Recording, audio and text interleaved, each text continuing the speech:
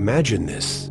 You sit across from someone who smiles as they speak, their words smooth as silk, yet something primal whispers in your gut. They are not what they seem. You catch it, a flicker of contempt in their eyes, a calculated pause. They're playing a game, one as old as humanity itself. The deepest manipulation techniques aren't found in brute force, but in the subtle art of psychological seduction. What if every interaction is a silent battlefield of hidden motives? What if the person you trust most is the one who wields influence like a surgeon's blade? Nietzsche warned, the most common form of human deceit is self-deceit, and if we cannot see the strings, how can we ever cut them? The truth is darker. You've been read long before you ever learned to read others. The mask is not an accident, it is a necessity. Society demands it. Carl Jung called it the persona, the false self we construct to survive. Friedrich Nietzsche saw deeper.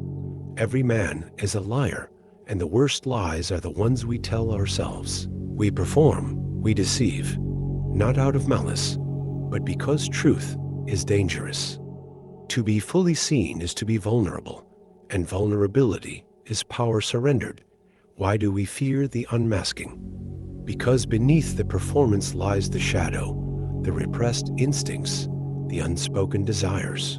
Arthur Schopenhauer understood, man can do what he wills, but he cannot will what he wills. Our conditioning runs deeper than reason.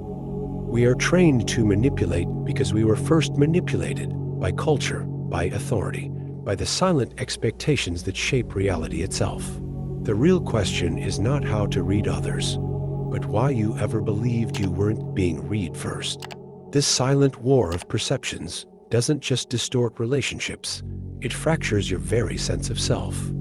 Cognitive dissonance tightens its grip each time you force a laugh at a cruel joke, swallow your truth to keep the peace, or mirror back what others want to hear. Like a prisoner conditioned by invisible walls, you forget the bars exist until you try to move freely. Neurology confirms it. Repeated deception rewires the brain. The more you wear a mask, the harder it becomes to recognize your own face in the mirror. Societies crumble under the weight of these unspoken games. Trust erodes, love becomes transactional, and power flows to those most skilled in the dark art of performance. But the greatest casualty? The part of you that still remembers what authenticity felt like. The escape begins with a single terrifying act: stop performing. Nietzsche's Bermensch stares into the abyss of social exile and laughs, not from arrogance, but from the dizzying freedom of no longer seeking approval. Watch how others recoil when your authenticity disrupts their script.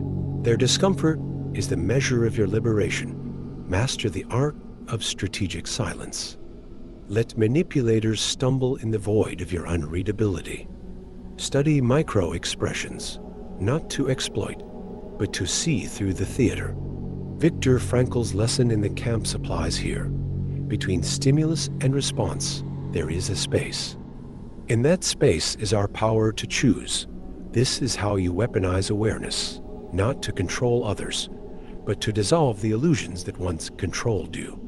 Here lies the sublime paradox.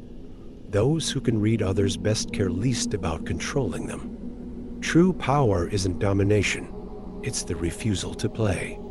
When you stop seeking hidden motives in every glance, you see what was always there. Frightened children in adult masks, begging for permission to remove them, the ultimate mastery. To stand so firmly in your own truth that others unconsciously drop their facades around you. Not because you demanded it, but because you gave them the rare safety of being seen. Now, who will you be when no one is watching?